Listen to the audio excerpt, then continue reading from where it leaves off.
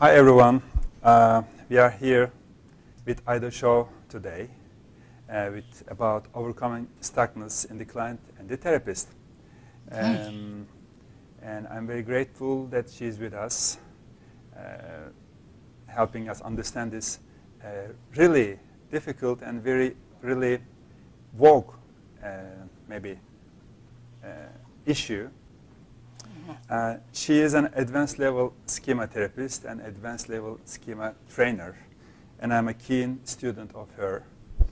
And she is also director of Schema Therapy Institute in Midwest Indianapolis. Thank you again. Oh, thanks for having me. Yeah. We are all listening to you. Yeah. Overcoming stuckness in the patient and the therapist really have similarities but big differences. In the patient, stuckness occurs at points where they feel extreme emotions, or they're starting to panic because they don't know what to say. And it's often seen when they get into behaviors that are very repetitive. These are some of the signs where you're going over the same issue over and over. That's a red flag. Something is wrong. And so oftentimes this is correlated to dropout.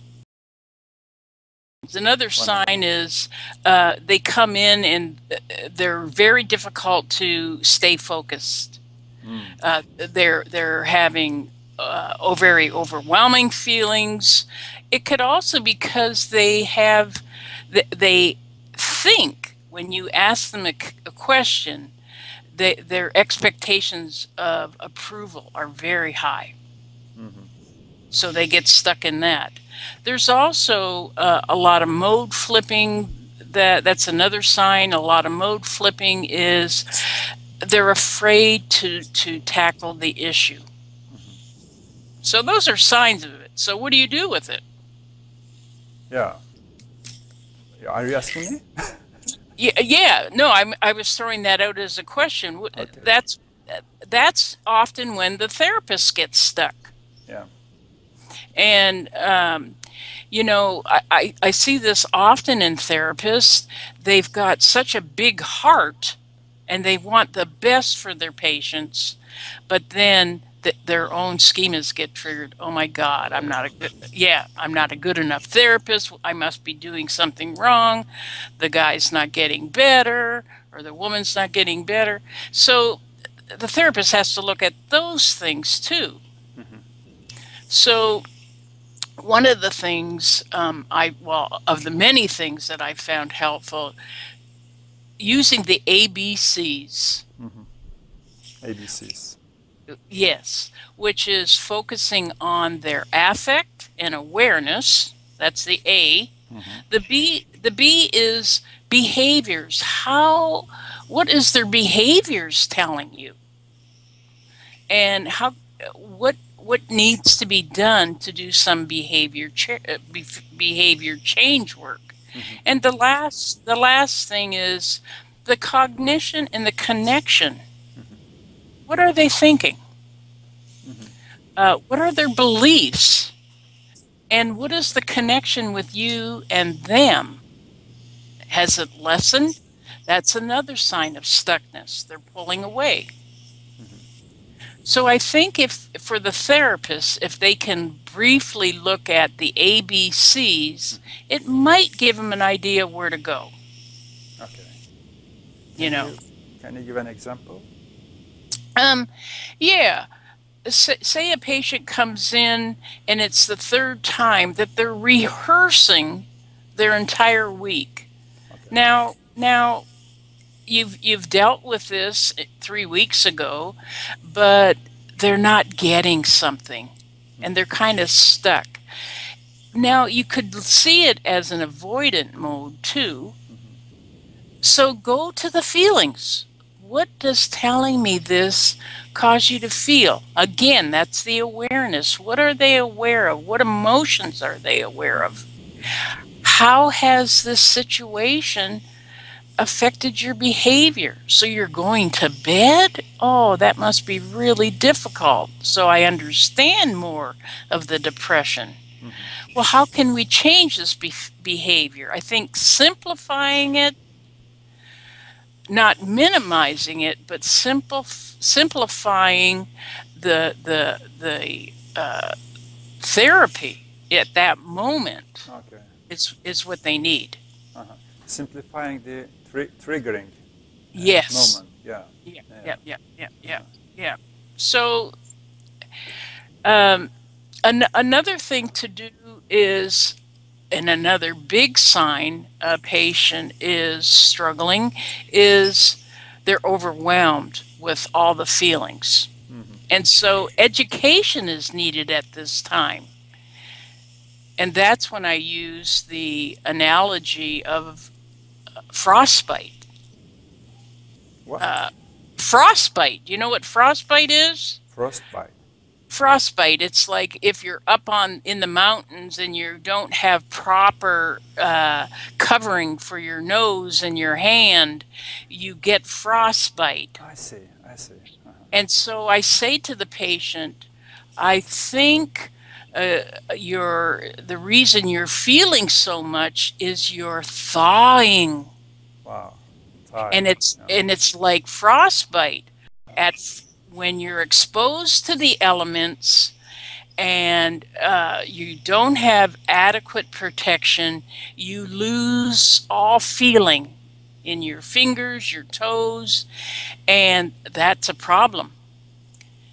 And so when it starts to heal, the pain is terrible. But the doctors get very excited because with the pain, it means, oh, good, we can save the limb. I see. Wow. Now, What a nice metaphor. Yes, but with invalidating environment, being exposed to these elements, just like frostbite, you numb your feelings. I see. And so in the therapy, you start to feel. And then you think, oh, I'm not coming to therapy anymore. It hurts. But this is a good sign. It means you're thawing. Thawing, yeah. And if you're feeling these emotions, that means you can feel other emotions too. So I educate the patient about their feelings of being overwhelmed as a sign of health. Wow. Okay. And you educate them first. Oh, yes. Yes, good way. yes. Yes, yes, yes. Wow. And so when they get stuck, I say, is it possible you're doing some more emotional thawing? So when they get stuck because of they're starting to feel a lot more, they're starting to get more memories, they're being flooded with anger and frustration. This can be a stuck point for them. So you have to remind them. So I like to use that analogy. Yeah. Frostbites. Yep. Okay. Yep. It's frostbite and emotional thawing. Yeah. Thawing. What does it mean exactly, thawing? Thawing is like melting. Melting, okay. It's like your fingers are frozen, your emotions are frozen. And then? And you have to start to melt. It's a good sign? Yes. Okay. Yes. Okay. You use it as a good sign. Okay. Oh, I see. Yes. As a metaphor. I see. Wonderful. Yeah. So it's a strategy that you use to overcome stuckness also. Yes. Yeah. Being aware and being educated towards the coming feelings. Yes. Wonderful. Yeah. Another stuck point where they're afraid to tell you about situations because one, they don't know how to talk about their emotions. So you have to do a lot of education around emotions. And how can one do that? Well, I'm a big storyteller. We know. So I say to the patient that comes into the session and really doesn't want to give you a lot of information about the past because they're embarrassed, they don't want to talk about what happened in the past.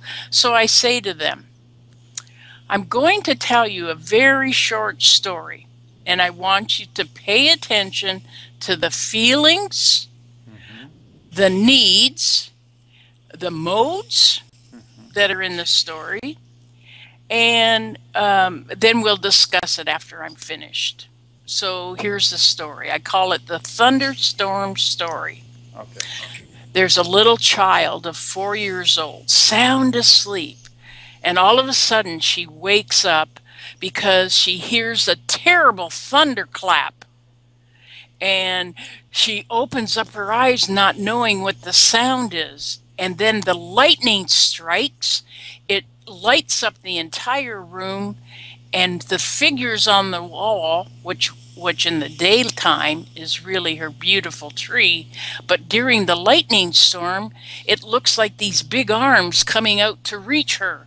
So she's terrified. So she runs to her parents' room, terror, frightened so much.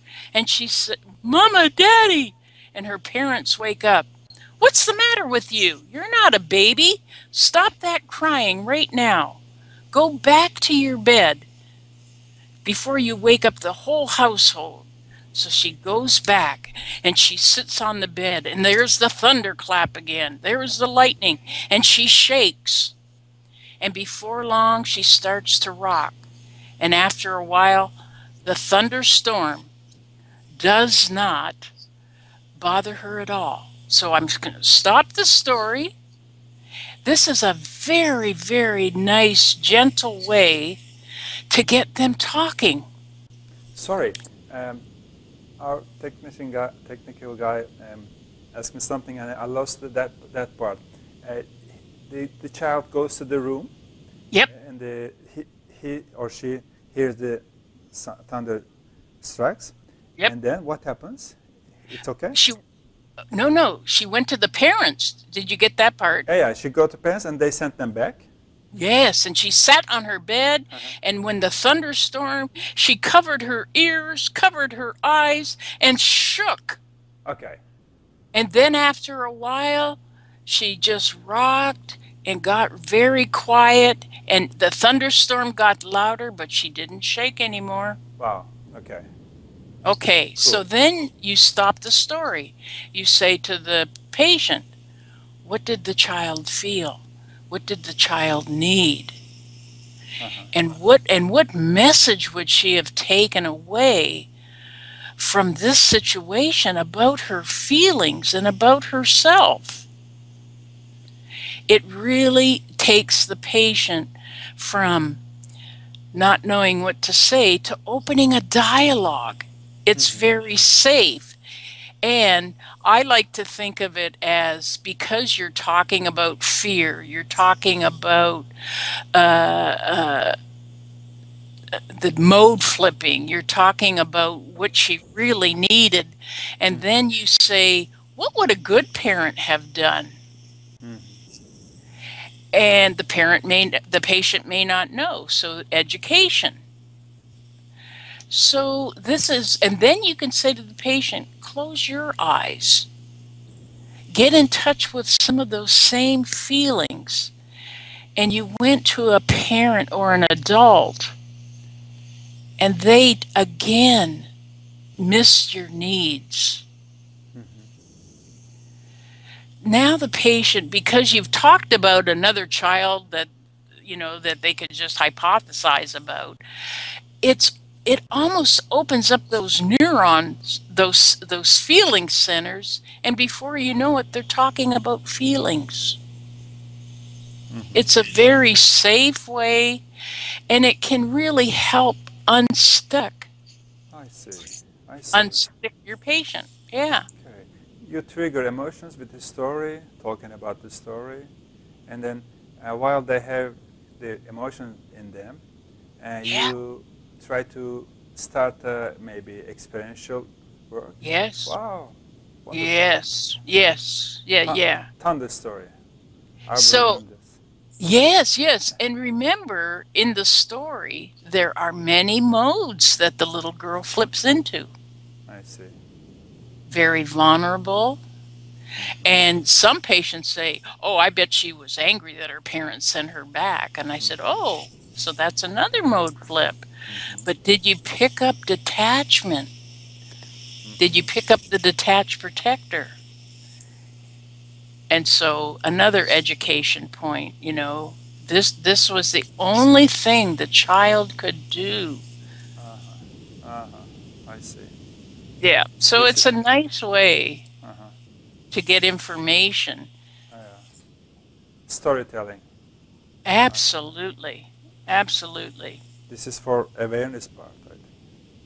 It's not only for awareness, it educates, it's education about feelings. It also looks at the behavior the child did. And it talks about modes. Yeah.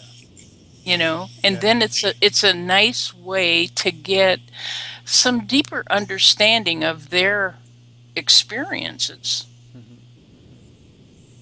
Yeah, cool. Yeah, I've even used this with patients with ASD because they need a lot of education about emotions. Yeah, yeah. I saw a slide of yours Uh-huh. full of some terms under some titles. Yep. Sad, mad, fear. Glad. Glad. Yeah, the four. Yes. Now, this is another stuck point for patients because they say, I don't know what I'm feeling. And to respond to that, well, of course you don't. No one's ever taught you. But really, it's not as hard as you might think. There's four major feeling groups: sad, mad, glad, and scared. Scared. Yeah. Yes. Yeah. Rhyming. And so, yep. So how about if we just start there? Are you feeling sad? No. Okay. Are you feeling glad? No. Are you feeling mad? Yes. That one. Yeah. So yeah, in stuckness, you want to let the patient feel that they still matter, that you're accepting them even in the stuckness. Yeah. But you have to name it. Okay, talk about it. Talk about Yes. stuckness. Yes. Wow. Yes. Okay. Very, very directly. You can say, have you noticed over the last few weeks that we haven't really got into any deep details? It's all surface. Why do you think that is? And, you know, can you feel that maybe our connection isn't as strong? That you kind of pulled away a little bit. What can we do to make our connection stronger? You know, but I think talking about stuckness directly is the first step. Talking about it, yeah. Yeah. And you want to balance it. I'm not saying this to be critical. I'm saying this because I'm afraid your needs won't get met if you have a bit of a wall up here. Yeah. I also like to go over with the patient. It's a poem by Portia Nelson. I don't know if you're familiar with it. It's a poem called "There's a Hole in My Sidewalk." Have you heard? Have you heard that? I heard it. Yeah. Yeah, and it's very, very short. I give it to the patient. The first chapter is I walk down the street. There's a hole in the sidewalk. I fall in. I'm at a loss. I'm helpless. It isn't my fault, and it takes forever for me to get out. The second chapter, I walk down the same street. There's a deep hole in the sidewalk. I pretend I don't see it, but I fall in again. Okay. I can't believe I'm in the same place, but it isn't my fault. It still takes a long time to get out. Chapter 3, I walk down the same street. There's a deep hole in it. I see it's there, and I still fall in. It's a habit. Okay. My eyes are open. I know where I am, and it is my fault. I get out immediately. Chapter 4, I walk down the same street. There's a hole in the sidewalk. I walk around it. Cool. The final chapter is I walk down another street. What is this? Yes, so I give this poem to my patients. And I say, what chapter do you think you're in? Wow. And it's often between 2 and 3, where they're still blaming other people. They're not taking responsibility. Wow. Yeah, yeah. And chapter 3 is, well, they're taking some responsibility, but now it's a habit. Yeah. So it's a nice way to say, okay, this is great awareness.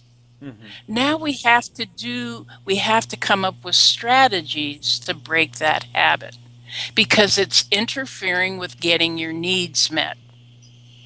Oh, but this is a really nice and gentle way of, what can I say, confronting the Yes, situation. yes. With blaming the others and very, Yes, very yeah. compassionate way. Yeah. Absolutely, absolutely. Yeah. You choose which poem are you in? Okay. Yes. Wonderful. Yeah. Okay. And then, yeah. And then they have like homework to well, think about that. There's reasons you did this. I wonder if we can do some imagery around this. Yeah. With this awareness still. Yep. Yeah. Absolutely. Yeah. Oh, cool. What was the name of this poem? Well, the poem is called "There's a Hole in My Sidewalk." Hole in My Sidewalk. Okay. By Portia Nelson. Okay. Really interesting. Yeah. I try to find things that can really simplify the task, because for the patient, it feels like a mountain they have to face. Yeah. So. Wonderful. Yeah. And this is like your games which you use. Yes. Group therapies. Absolutely. Yeah. And sorry. No, I was just saying these techniques can be used in individual as well as group. Yeah. In group, it's maybe more easy to conduct those kind of things. Yes. With poems, with stories. Yeah. Wonderful.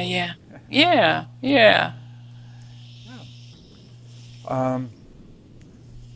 We are talking about stuckness, and we can use these techniques for the awareness of the feelings and to label the stuckness maybe.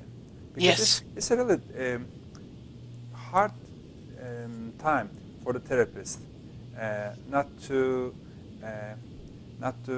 frighten the patient with the stuckness, but you have to talk about it.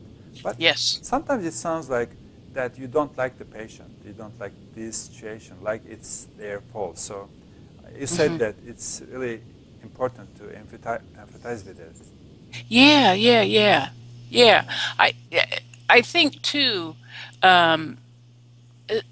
saying to the patient, this is what I would like to help you with. This is what I'm willing to do. What are you willing to do to work on this? I'm going to give you strategies, but what's your role? Uh-huh. And What's the your, sorry, I forgot. role, yeah, Role, yeah. yeah, yeah. What's your role? Ah, Yeah. this helps them to take active role in their problem. Oh, yeah. Yes, yes, Uh-huh. yes. Yeah, yeah. Um, Otherwise, I think the therapists start to feel, oh my God, I'm doing all the work. They're not doing anything, you know? Uh-huh. Uh-huh. And so that can really cause a disconnection with the patient. Uh-huh. That's the therapist part. Yep. I'm making, I'm playing all my role, and I'm Yep. not getting any response. Yeah, yeah. It's very frustrating, it's exhausting. And so I think learning new strategies to break through Mm-hmm. those stuck points. Um, Mm-hmm. And what's your experience with the therapist stuckness? oh, wow. Yeah, yeah, Yeah. yeah. Um, I think the therapist stuckness is also triggered by different schemas. Mm-hmm. But mostly I see um, the therapist being aware of the stuckness, but not knowing what to do with it. Uh-huh. So they flood the patient with too much information. Mm-hmm. I see. And so so for the most part, I see the therapist getting stuck between their heart and their head. Mm-hmm. Mm-hmm. You know, they've Cool. got big heart for the patient. They want the best for their patients, and but they get stuck. I don't know what else to do. I've tried this, I've tried that. We're still not getting anywhere. And I'll Mm-hmm. say to the therapist, "Have you talked to the patient about that?" I see. Uh-huh.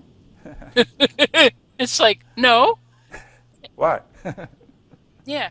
And so that's when I would suggest saying, have you noticed the last few weeks, we haven't been as connected? Or is it just me? Mm-hmm. You know? Mm-hmm. I've tried different things and there seems to be a little bit of a distance between us. Have you been aware of that? So it's an opportunity to talk about the elephant in the room. Yeah. Yeah. Yeah. Mm-hmm. Mm-hmm. And then it comes to the issue immediately. Yeah. Okay. Yes. Yeah. And I've got to tell you, so many therapists will then say to me later, "Oh my God, I feel so much better. I don't know why I didn't think of that." And I say, "What mode did you just flip into there?" Yeah, yeah. Yeah. Is it detach something? I think it's the demanding parent. Demanding. Oh yeah. Before that. Yeah. Yeah. Yeah, Yeah. Yeah. yeah, Yeah. yeah. Yeah, yeah. Thinking with heart and it's not it's not good thinking with the heart then. It's got to be Always connected. It's got to be connected. a balance between the two. Yeah, yeah, yeah, Yeah. yeah. Wonderful. Yeah. Yeah. Okay. Yeah. A very simple, very simple thing to do with the patient that's stuck. Draw a picture of a balance beam. Do you know what a balance beam is? It's like the gymnast walks on that little beam. Okay. Uh, Beam, you mean lights? yeah, Okay. like no, a beam, a gymnast, a Okay, I gym, see. Okay, a my friend gymnast. told me, yeah. Oh, okay, good. And so at one end, you can put uh, all or none. Uh-huh. And in the middle is the balance where everything can be handled, the Mm-hmm. healthy adults, right in the middle. I'd say at what end are you at in connecting to your healthy adult? Mm-hmm. Are you at this end where there's no connection, or are you um, all in your head? Uh-huh. Uh-huh. Yeah. Yeah. I see. you know. I also wonder if our watchers did ask anything or not yet still. Do we have any question? Okay. We have some young therapists also in the room. Oh, good. Good, good. They say we don't have any question yet. Okay, so we can continue about it. Yeah. Okay, good. Good. Yeah. Nice metaphors, Ida. Yeah, do you have any questions? Well, this is a very big issue actually, isn't it? Stuckness. Yeah, oh, yes. It's very yes. wide. Yeah. Yes. By myself, I have some clients with me that we are working for years, and each time we are talking with different names but similar issues. The managers change, the peers change, the names of the peers change, names of the managers change. So I feel like we are stuck somewhere in the middle. But the events are really live. We all together with him or her are willing to talk. The issue is new, fresh, but actually it has a pattern. But yes. sometimes I find it difficult to show it. I see it, but it's difficult for me to show it because the client is stuck in the names, not the patterns. Yeah. And in the telling of the story, they're not really connected to how they feel about it.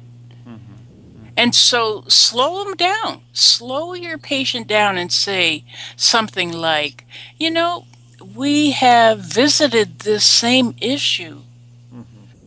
And I'm wondering if you can just slow down a minute, change gears, and think about what this makes you feel.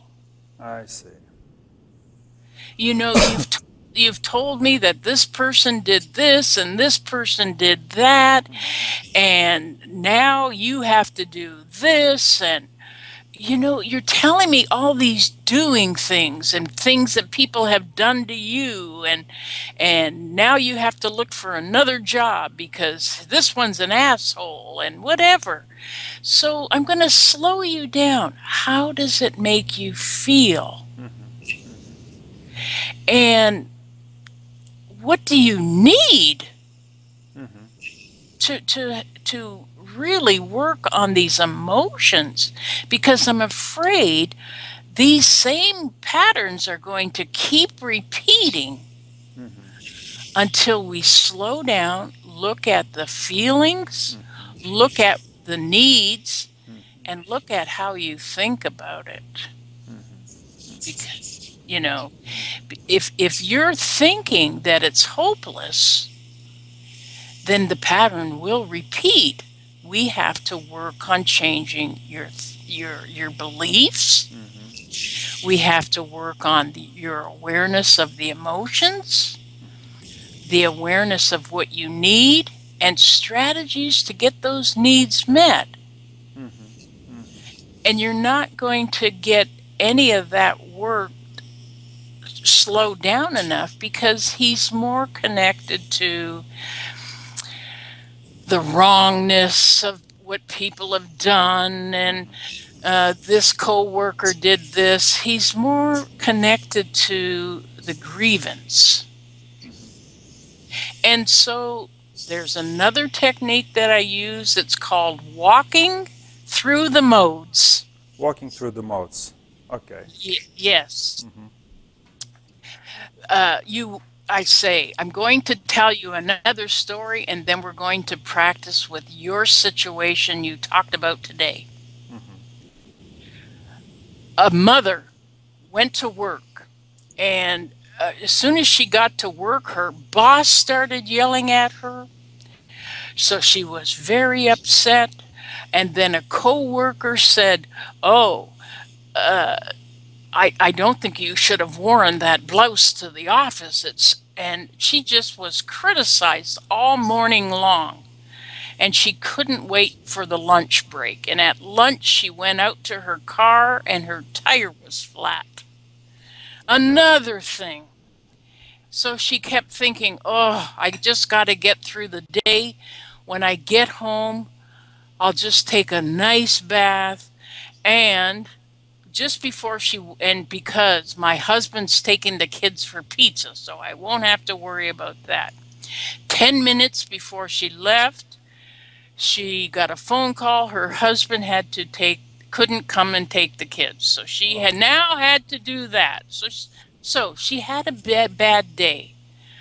And so she gets home and the kids are crying, I'm hungry, and blah, blah, blah.